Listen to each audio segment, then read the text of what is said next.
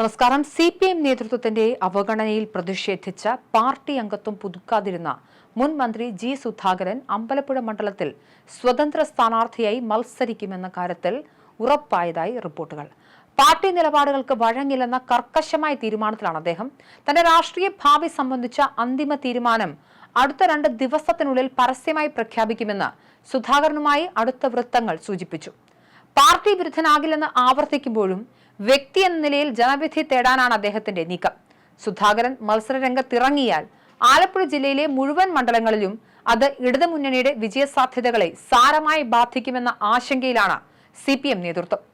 അമ്പലപ്പുഴയിൽ മത്സരിക്കാനുള്ള താല്പര്യം സുധാകരൻ നേരത്തെ തന്നെ പ്രകടിപ്പിച്ചിരുന്നെങ്കിലും പാർട്ടി അത് മുഖവിലക്കെടുത്തിരുന്നില്ല.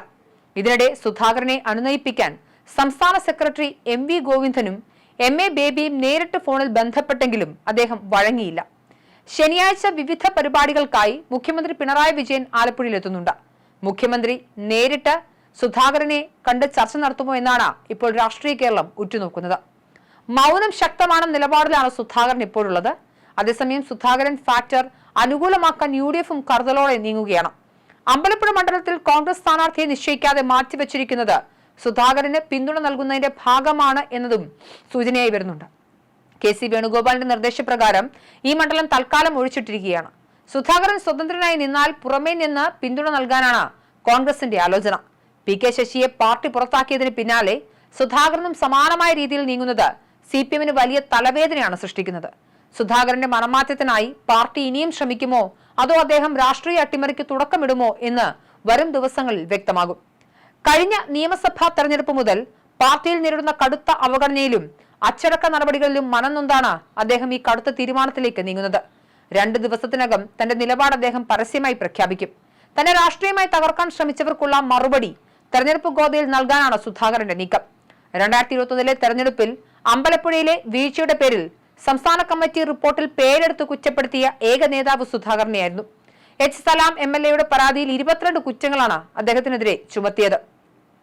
പ്രായപരിധിയുടെ പേരിൽ സംസ്ഥാന കമ്മിറ്റിയിൽ നിന്നും ഒഴിവാക്കിയ ശേഷം ജില്ലാ കമ്മിറ്റിയിൽ പ്രത്യേക ക്ഷണിതാവാക്കിയെങ്കിലും യോഗങ്ങളിലേക്ക് അദ്ദേഹത്തെ വിളിച്ചിരുന്നില്ല. സോഷ്യൽ മീഡിയയിലൂടെ പാർട്ടിയിലെ ജൂനിയർ നേതാക്കളെ പോലും അദ്ദേഹം പരസ്യമായി അധിക്ഷേപിച്ചതും സുധാകരനെ ചൊടിപ്പിച്ചു. രക്തസാക്ഷി മണ്ഡപത്തിലെ വിവേചനം വളരെ പ്രധാനപ്പെട്ട ഒന്നായിരുന്നു. പുന്നപ്ര വയലാർ വാർഷിക പരിപാടിയിൽ നിന്നും ഒഴിവാക്കപ്പെട്ടതിനെ തുടർന്ന് അദ്ദേഹം ഏകനായി എത്തി പുഷ്പാർച്ചന നടത്തിയത് വലിയ ചർച്ചയുമായിരുന്നു. MA ബേബി ഉൾപ്പെടെയുള്ള മുതിർന്ന നേതാക്കൾ പരോക്ഷമായി തന്നെ പരിഹസിച്ചതും അദ്ദേഹം ഗൗരവത്തോടെയാണ് കാണുന്നത്.